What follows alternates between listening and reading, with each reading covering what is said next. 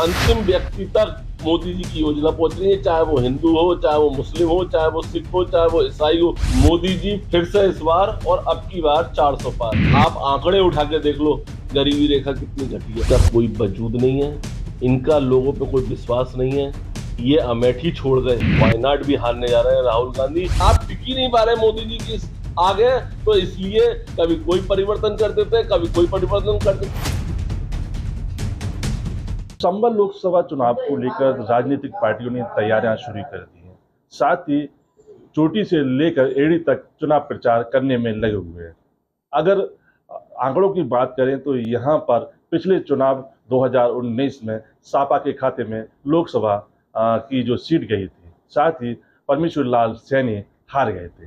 लेकिन अब देखने वाली बात ये होगी कि इस समय क्या स्थिति रहती है। हमारे साथ जिला कोषाध्यक्ष अंकित जैन है, उनसे जानते हैं कि क्या मामला है पूरा, कैसा इस वर्ष का इस लोकसभा का चुनाव रहेगा, इसको लेकर हम जानते हैं। सर, इस समय जो लोकसभा चुनाव है उसको लेकर क्या कहेंगे?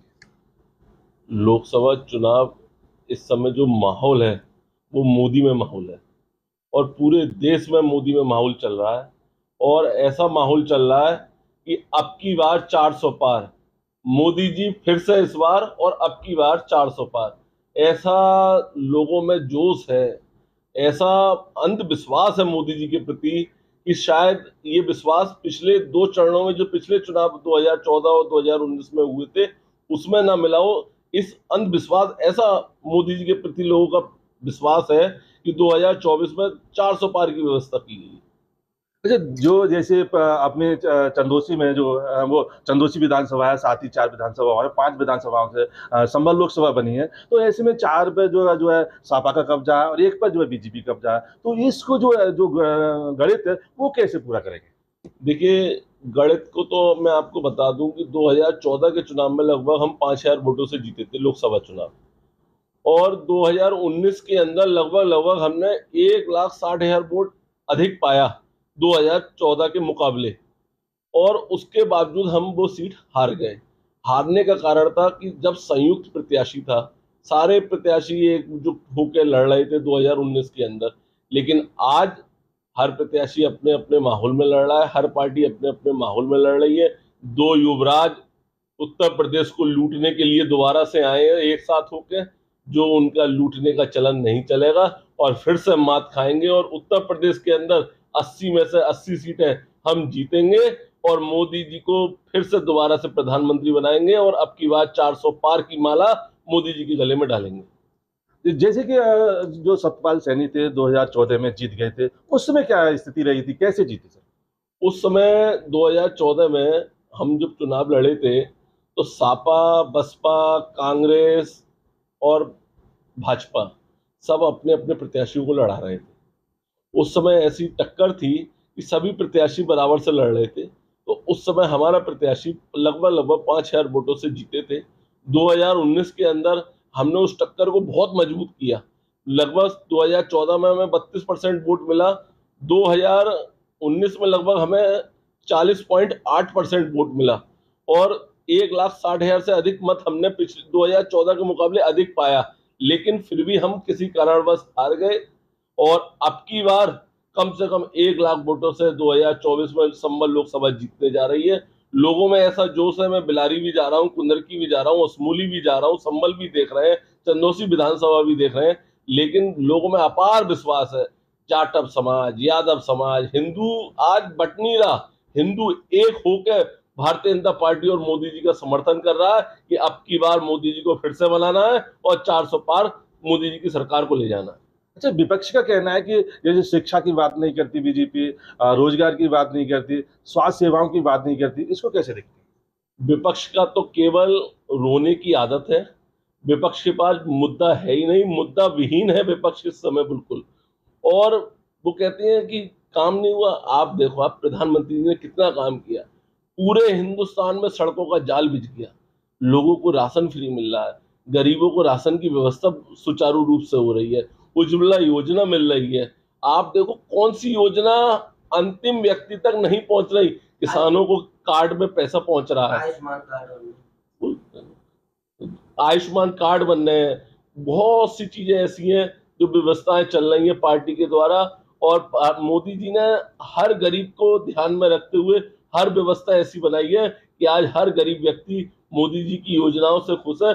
और हर गरीब व्यक्ति नहीं, हम मोदी जी ने समाज को पार्ट दिया, लेकिन अंतिम व्यक्ति तक मोदी जी की योजना पहुंच रही है, चाहे वो हिंदू हो, चाहे वो मुस्लिम हो, चाहे वो सिख हो, चाहे वो ईसाई हो, सब उनके लिए एक बराबर है। और योजनाओं का जो पात्र जिसको जरूरत है वो पात्र उसको मिल रहा है। अच्छा, बीजेपी सरकार में किसानों को जो है किसान सम्मान निधि दी गई, साथ ही जो है 5 किलो जो 1 यूनिट पर राशन दिया जा रहा है। तो क्या ऐसा नहीं लगता कि यहाँ पर जो है जो फ्री का खाने से जो है जैसा फ्री में जो मिल रहा है तो कहीं मुफ्तखोर ज़्यादा मुफ्तखोर नहीं बन गया ये? ऐसा कुछ नहीं है।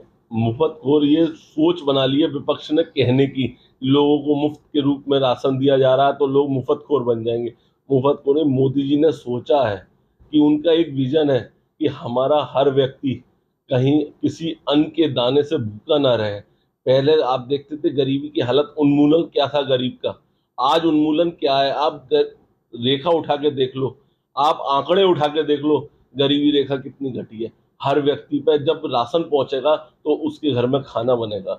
कांग्रेस की जो प्रियंका है उन्होंने कहा है कि मेरी माँ का जो है मंगलसूत्र कुर्बान हो गया, क्या कहेंगे इस पे? ये देश की राजनीति में बहुत ही अलग शब्दों की राजनीति कर रहे हैं। इनका कोई वजूद नहीं है, इनका लोगों पे कोई विश्वास नहीं है। ये अमेठी छोड़ गए, ये वायनाड भी छोड़ के जाएंगे और वायनाड भी हारने जा रहे हैं राहुल गांधी। आज तक इनके पास ना कोई विजन है, ना कोई ये गठबंधन की चाल लेके चल रहे हैं, और कुछ नहीं है। और गठबंधन आप देखना, कांग्रेस 10 सीटों में सिमट के रह जाएगी। संभल लोकसभा तीसरे चरण में मतदान होना है, लेकिन यहाँ पर जो प्रदेश के मुखिया हैं आदित्यनाथ योगी, वो दो बार यहाँ पर जो है जनसभाएं करने आ रहे हैं। इसको लेकर क्या कहेंगे, क्या है मामला? माननीय योगी जी की 2 जनसभाएं हमने मांगी थी, और ये योगी जी का संभल की जनता पे अटूट विश्वास है, जो उन्होंने दोनों जनसभाओं को सहमति प्रदान की है। और 26 तारीख को बिलारी, और प्रस्तावित कार्यक्रम में 3 तारीख को केला देवी, जो असमूली विधानसभा में आती है, लगभग लगभग एक उनका प्रस्तावित कार्यक्रम है, जिसमें दोनों जनसभाओं को वो संबोधित करेंगे।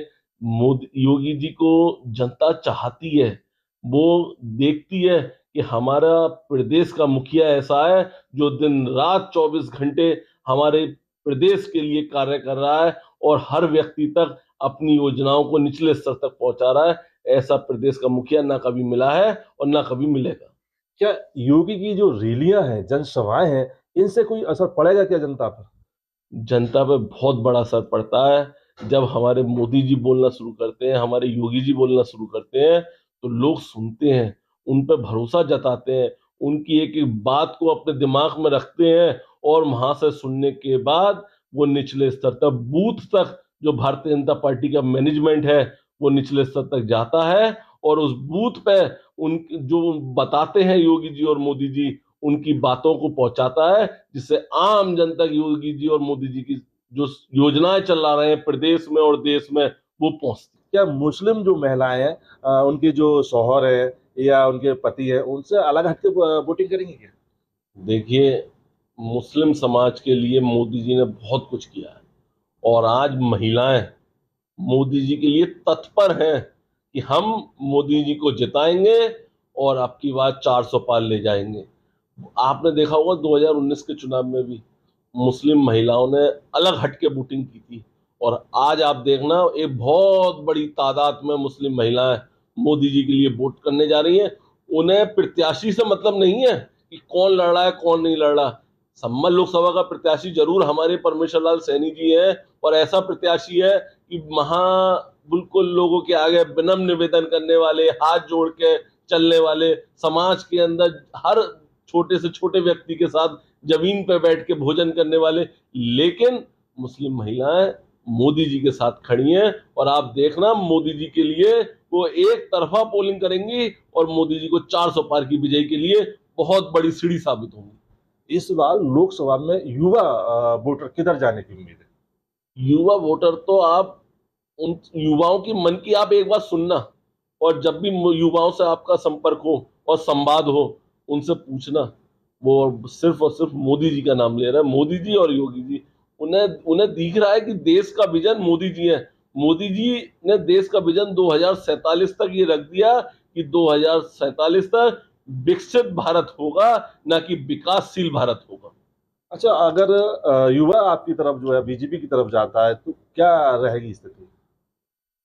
हमारी तरफ तो युवा है ही, हमारी तरफ युवा भी है, हमारी तरफ महिलाएं भी हैं, हमारी तरफ पुरुष भी है, हमारी तरफ एक बुजुर्ग वर्ग भी है। सबको ही मोदी जी चाहिए। इस देश की पुकार है, मोदी जी चाहिए, वरना देश आने अगर यही इन चोरों के हाथ में चला गया तो विकसित भारत की जगह, विकासशील भारत की जगह एक अनडेवलप्ड भारत में बन जाएगा, जो कभी मोदी जी होने नहीं देंगे। संभल लोकसभा पे राम मंदिर के नाम पर कितना वोट ले सकते आपने देखा हमारे रामलला 500 वर्ष तक टेंट में रहे, मंदिर से दूर रहे, हम लोगों की पूजाओं से दूर रहे।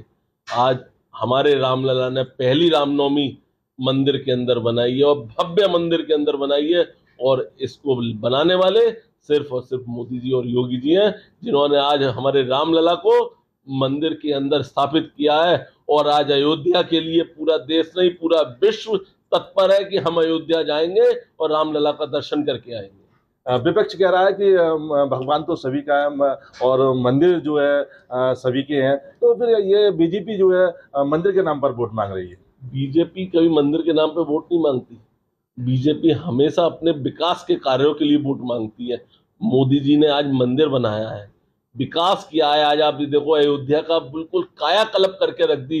एयरपोर्ट से लेके, ट्रेनों से लेके, सारी व्यवस्थाएं वहां पे उन्होंने, मोदी जी ने डेवलप कर दी। हम विकास के नाम पे वोट मांगते हैं, ना कि हम मंदिर और मस्जिद के नाम पे वोट मांगते हैं। इन विधानसभाओं में मुस्लिम बाहुल क्षेत्र है, तो यहाँ पर कैसे जो आपकी जो चुनावी लड़ाई रहेगी? हमारी लड़ाई किसी से है ही नहीं। हमें मुस्लिम भी वोट दे रहा है, आपके जाटव समाज भी वोट दे रहा है, यादव समाज भी वोट दे रहा है, हिंदू समाज पूर्णतः एक होकर मोदी जी के लिए वोट दे रहा है। और संबल लोकसभा से माननीय परमेश्वर लाल सैनी जी को विजयी बनाने का संकल्प ले चुका है हिंदू समाज। और पूरा सर्व समाज, मुस्लिम समाज, हिंदू समाज, जाटव समाज, यादव समाज, सब मिलकर एक साथ मोदी जी को और परमेश्वर लाल सैनी जी को विजयी बनाने का संकल्प ले चुके हैं। कहीं कोई बहुले नहीं है, कहीं कोई एक तरफा माहौल नहीं है। केवल और केवल मोदी जी और संबल लोकसभा के लिए परमेश्वर लाल सैनी जी।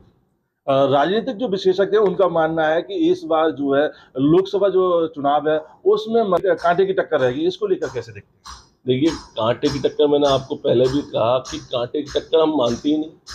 कांटे की टक्कर जब हो जब हमें लगे कि हमारा प्रत्याशी कहीं कमजोर है। हमारे प्रत्याशी को हर समाज वोट दे रहा है, मुस्लिम समाज वोट दे रहा है, सारा समाज एक तरफा होकर वोट कर रहा है, तो मैं किसके लिए कांटे की टक्कर माने? हम कांटे की टक्कर मानते ही नहीं। हम तो कम से कम 1 लाख वोटों से जीत रहे हैं। जैसे अब इस समय जो है चुनाव प्रचार चल रहा है, तो क्या रणनीति बनाई है चुनाव प्रचार को लेकर? रणनीति यही है हम लोगों की। एक बहुत बड़ी रणनीति यह है कि आम व्यक्ति तक हमारी पर्चियां पहुंचे, पर्ची पहुंचने के उपरांत वोट डले, मतदान 100% मतदान हो, अधिक से अधिक मतदान हो, जिससे हमारा प्रत्याशी, हम निचले बूथ स्तर पर हमारी टीमें गठित हैं, पन्ना प्रमुख गठित हैं, नीचे तक काम करने वाला कार्यकर्ता गठित है। हमारे पास अपार कार्यकर्ताओं का जनसमूह है, जिससे हम जीतने जा रहे हैं। जैसे पिछले जो चरण के लिए मतदान हो चुका है, उसमें आपकी सीटें क्या रहेंगी, क्या स्थिति रहेगी आपकी? पिछले चरण में जो मतदान हुआ है लगभग 107 सीटें हैं। पूरी तरह अंदाजा, मुझे जो जानकारी है वो 107 या 108 सीटें हैं, और पूरी की पूरी हम जीतने जा रहे हैं। एक तरफा मोदी जी के लिए हवा बनी है, और ये हवा ऐसी है जो आंधी में परिवर्तित होगी। आप देखना, दूसरा चरण, तीसरा चरण, चौथा चरण, ये आंधी नहीं, आंधी बनेगा, फिर तूफान बनेगा, और एक ऐसी लहर बनेगी जो 400 पार मोदी जी को जिताएगी। जैसे अब दूसरा चरण आने वाला है, अभी जो है होने वाला है, और तीसरा चरण में है, तो उसमें क्या स्थिति रहेगी आपकी? आप ये देखना, पहले चरण में मुजफ्फरनगर, कैराना, सहारनपुर हम जीत रहे हैं, जो बहुल्य इलाके हैं। आप बिजनौर चले जाओ, हम जीत रहे हैं। आप पश्चिमी उत्तर प्रदेश का नगीना चले जाओ हम जीत रहे हैं।